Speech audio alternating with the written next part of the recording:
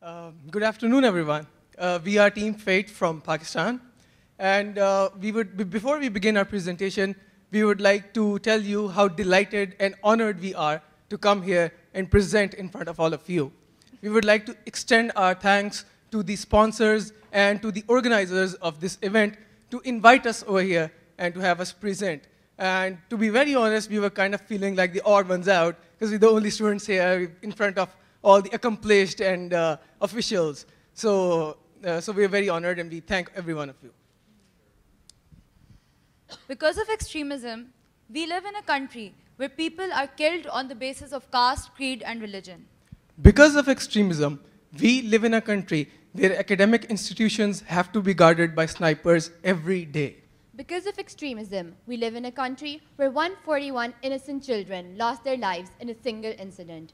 I am Abira Akhtar. I'm Basil Saeed. I am Mashal Imran, and we are Team Fate. We would like to begin our presentation by showing you a short video. Let me just grab.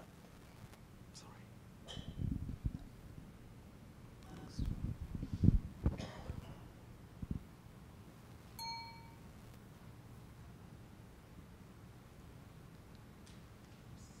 Yeah. There.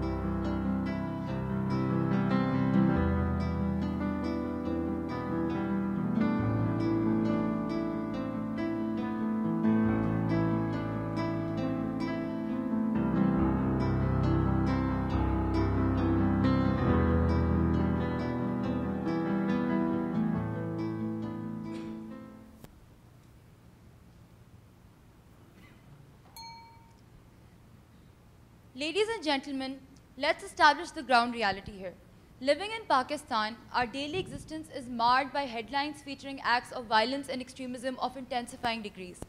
The aftermath of such claustrophobia is that A, we've been bullied into submission, B, we have forgotten that each and every human life matters equally, and C, we fail to realize that we can be active agents as opposed to passive recipients of the current state of affairs.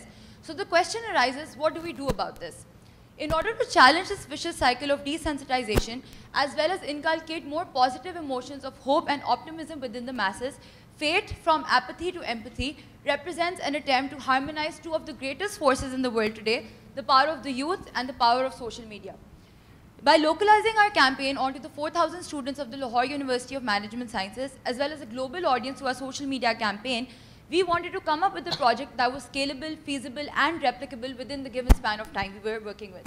Ultimately, our goal was to teach people that each and every step they take can make a difference. They can indeed challenge extremism and take their fate into their own hands.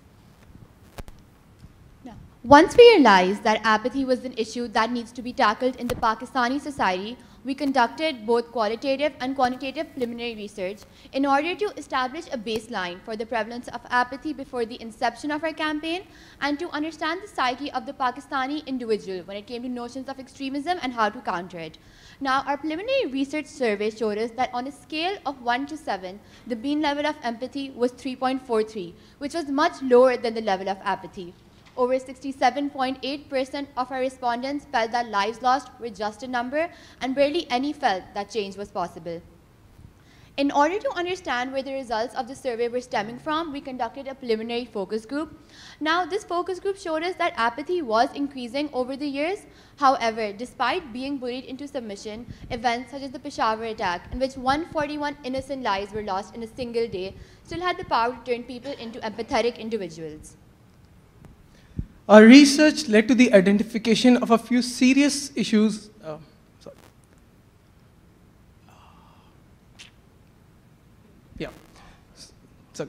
So our research led to the identification of a few serious issues prevalent in our society today. The main ones are highlighted right there. So the gravest of these issues is widespread apathy taking root into the society, and this needs to be stopped. Secondly, we also found that there's a lack of awareness among the general population regarding measures to end extremism, and therefore we needed to make them aware of those.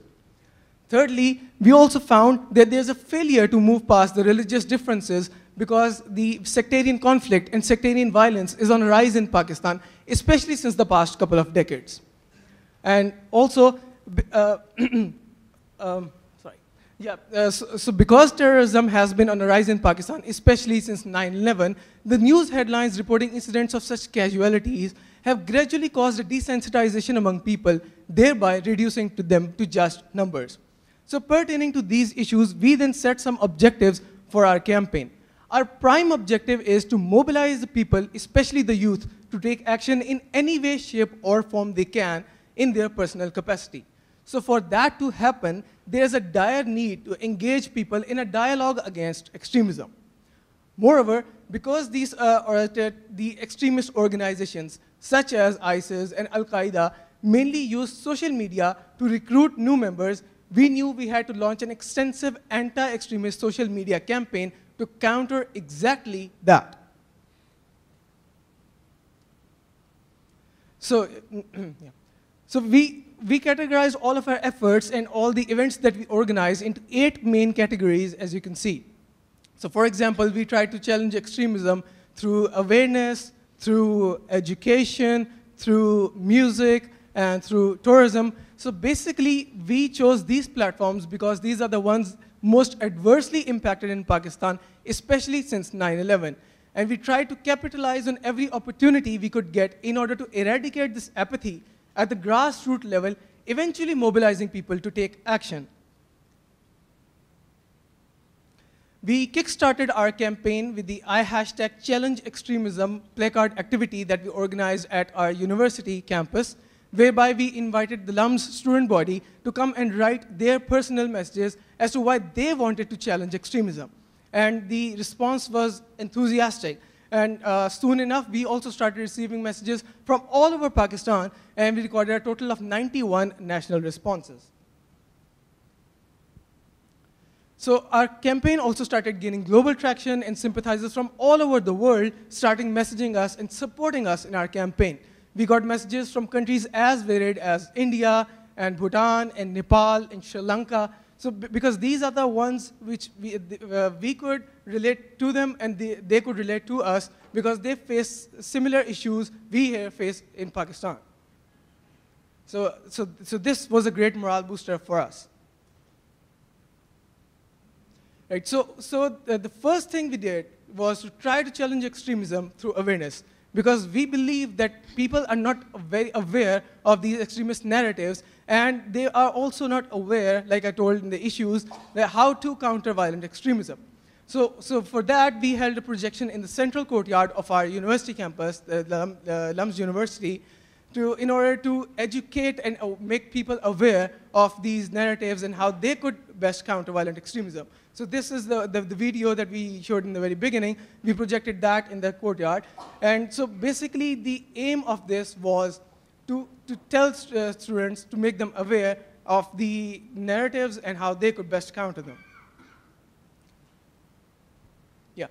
So we also tried to incorporate education as a tool to counter the violent extremism that is present in our society today. And we believe it is the most effective way of countering it. So for that, we visited a few schools, and we conducted sessions on empathy there. And for example, we visited the Chaudhry Rahmat Ali Boys High School, where we gave them a session, and we had an interactive talk with them regarding how empathy should be involved and how they should not be rather apathetic towards whatever is happening. So we distributed pamphlets as well, and there was a total of 250 plus students there. So like Tony mentioned in his presentation, this is the Gen Y that we are talking about. So this also proved to be very fruitful and very effective, because when we headed back after this session, our Facebook inbox was plagued with messages from these students, and they were very keen in knowing how they could be the active agents and help us in our campaign.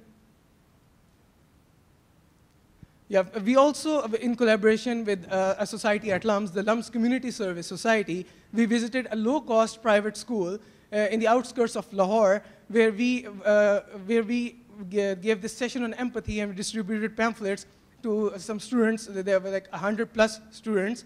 So this is the Gen Z that we're talking about, the students which fall in the age bracket of 5 to 12 roughly, because before anyone comes and brainwashes them, we need to make them aware of how they could challenge extremism and how they should not be apathetic and rather be empathetic. This, ladies and gentlemen, the picture that you are looking at is of the central courtyard of our university campus. This event, it was held in December of 2015, which marks 1 year to the heinous act of extremism that took place in the Army Public School in Peshawar, city of Pakistan. So in this incident, a total of 144 innocent people lost their lives, including 141 innocent children. It was the event that shocked our nation to the core, and it brought all the people together. So we held this event to commemorate those lives and to pay tribute to those heroes, the young heroes who gave up who lost their lives in this incident. And you could see these paper cones hanging. We featured the stories of the students and the teachers who lost their lives on these paper cones, and underneath those are some bags that we purchased. And after this event, we distributed and donated these bags to the government schools and low-cost private schools, to the underprivileged children who could not afford those. So this, we think, is a small act on our part in order to promote education. Right, we also incorporated the need for solidarity into our campaign. So for that, we held vigil in a central courtyard of our university campus. So ladies and gentlemen, we believe that each and every single life matters equally, irrespective of the creed, irrespective of the caste, the culture, or the religion or color of the people. So that is why we held vigil to show solidarity not just with the victims of Paris attack, but with those of Beirut and Baghdad as well. And like just recently, just last week, there was an attack at a public park at our city in Lahore, and it claimed many lives.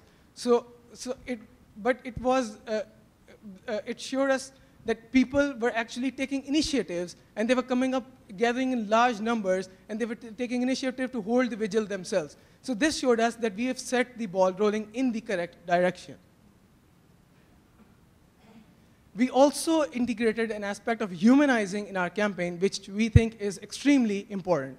So we featured stories of the heroic individuals of Pakistan, many of them who lost their lives to counter these narratives of violent extremism. So one of them is Ms. Taira Qazi, who was a principal of the Army Public School attack that I just talked about. She gave up her life to save the lives of the children, and had she not done that, the death toll would have been significantly greater than 144. Also, we featured the story of Malala Yousafzai, which most of you must be aware of, who is a young Pakistani girl who took a bullet in her head, but this did not stop her from being a proponent of female education in Pakistan. So by showing and showcasing the stories of these heroic individuals, we try to bring a humanizing aspect into our campaign.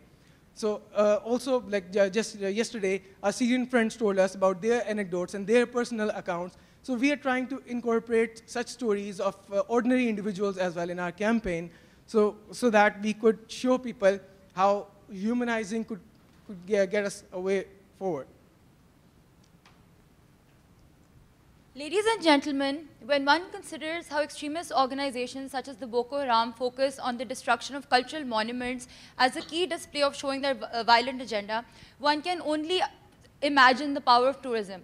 In Pakistan particularly, the tourism industry was a very booming one until recent times, when today you talk to foreigners and they express a fear of coming to our land due to the unstable conditions, as well as a prevalent apathy within the masses themselves regarding diversity within their own culture. In order to counter that, Fate collaborated with an upcoming startup called Tour Lahore. We took 25 locals into the walled city of Lahore, and we visited a church, a mosque, and a shrine.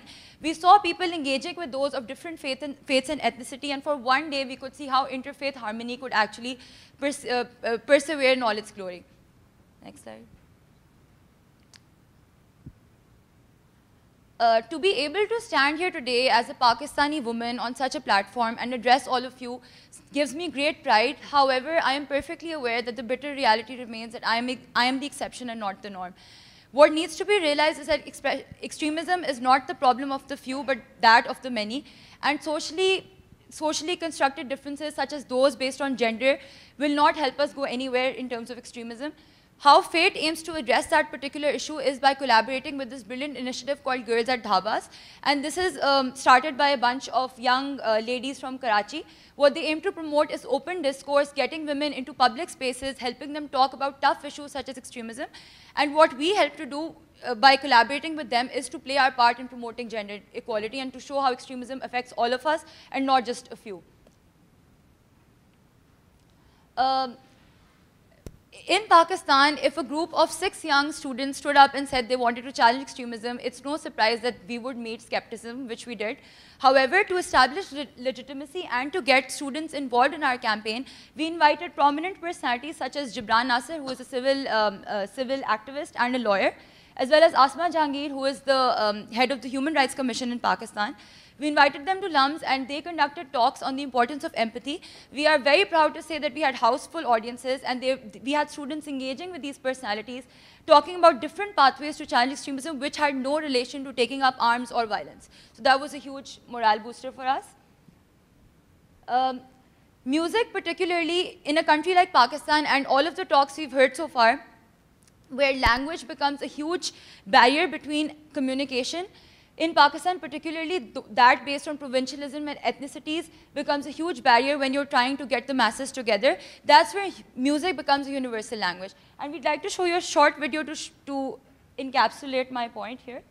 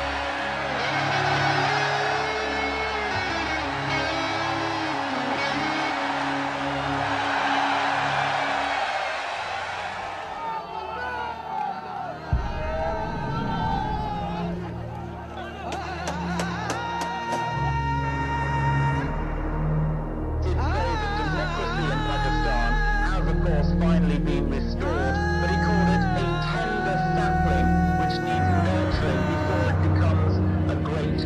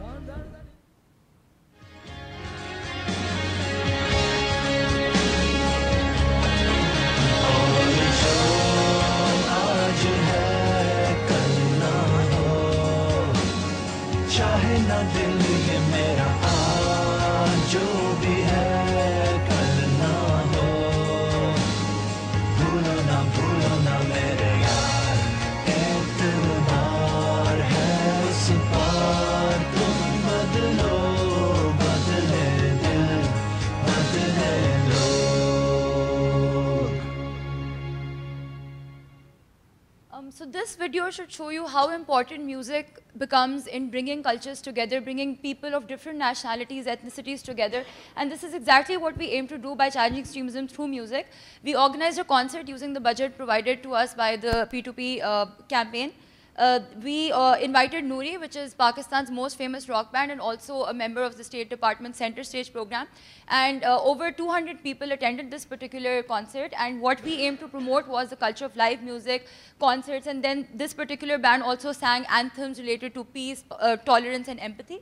Additionally, we also had our patron and instructor, Taimur Rahman, who is also the lead singer of the Lal Band, sing anthems for us that promoted a similar message of tolerance. And by publishing them on our Facebook page, we were able to attract people and promote our message even further.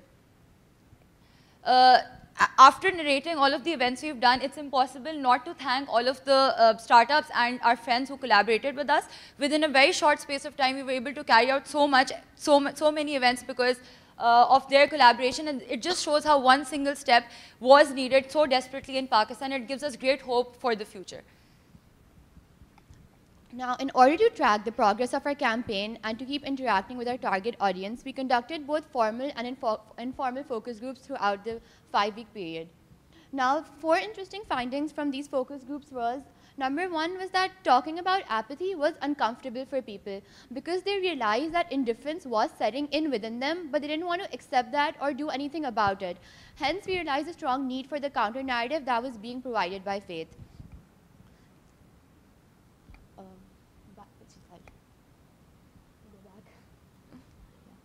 And then there was also the idea of how social media was a huge opinion changer, especially in our generation.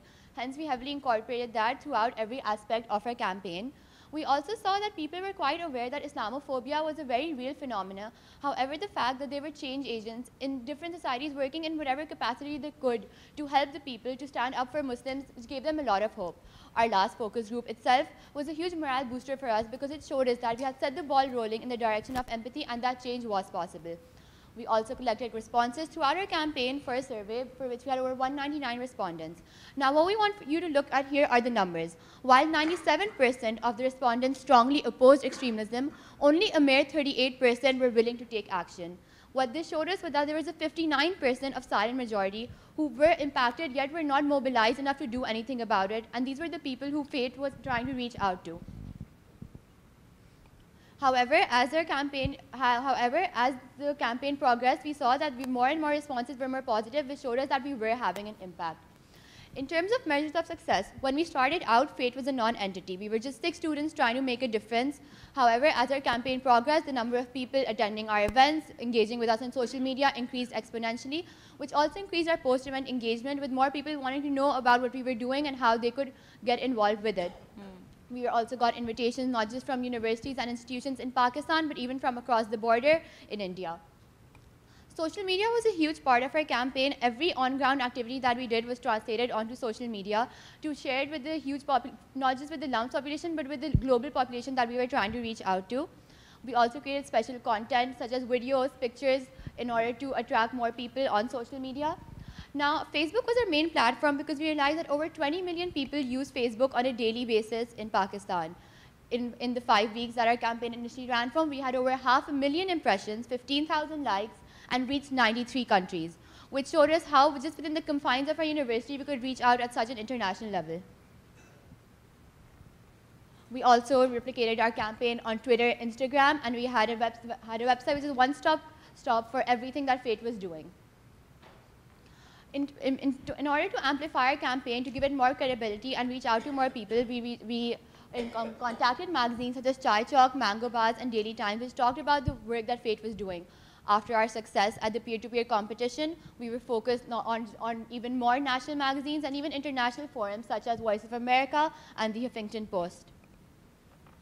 After the overwhelming success at the peer-to-peer competition, we were further motivated, and this instilled a desire in us to do whatever we could, in whatever capacity we could, to challenge violent extremism at the level that we could.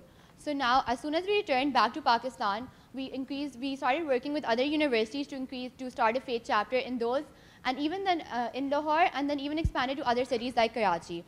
What peer-to-peer did was it also provided us with a network of other people who were working for the same goal in their own way. So while we were in the US, we met Daisy Khan, who, like the Muslims who were sharing their experiences yesterday, talked about how she channeled the challenges that she faced living as a Muslim in a post-9/11 America, and used that to create WISE, which is the Women's Initiative for Spirituality and Equality.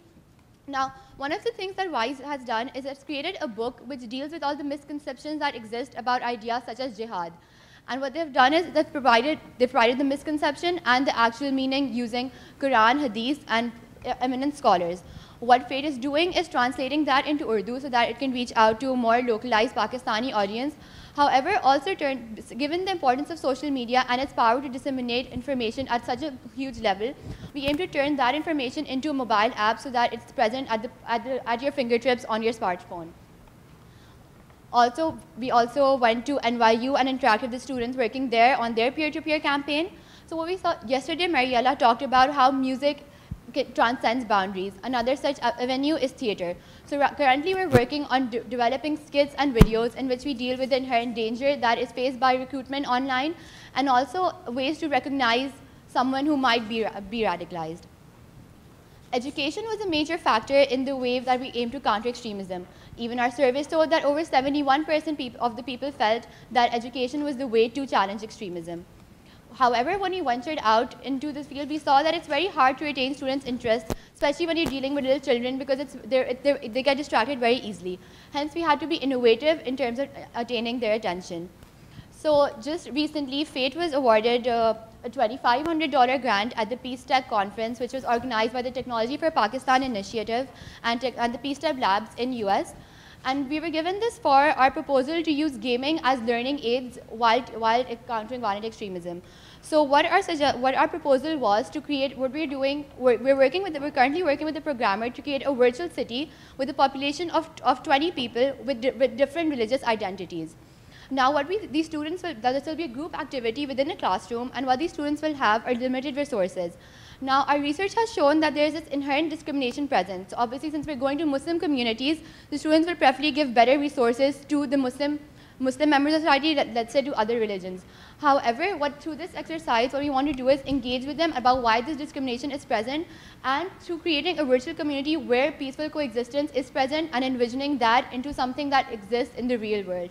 And through that, teaching them interfaith harmony and peaceful coexistence.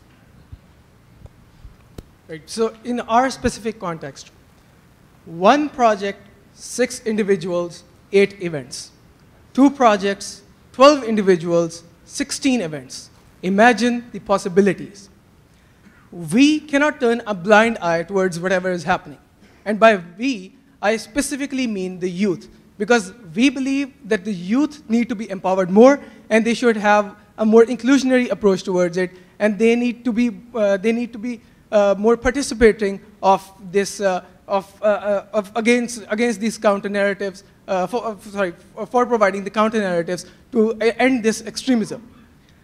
So, I'm sorry. Yeah. So we would like to end our presentation then by reciting a few verses of a famous progressive Pakistani poet, Faiz Ahmed Faiz, whose poetry has moved millions of lives. बोल के लब आज़ाद हैं तेरे. Speak, for your lips are yet free. बोल के ज़ुबान अब तक तेरी है. Speak, for your lips are still your own. बोल के सच अब तक जिंदा है. Speak, for the truth is still alive. बोल जो कहना है कह दे. Speak, say what you need to say. Thank you very much.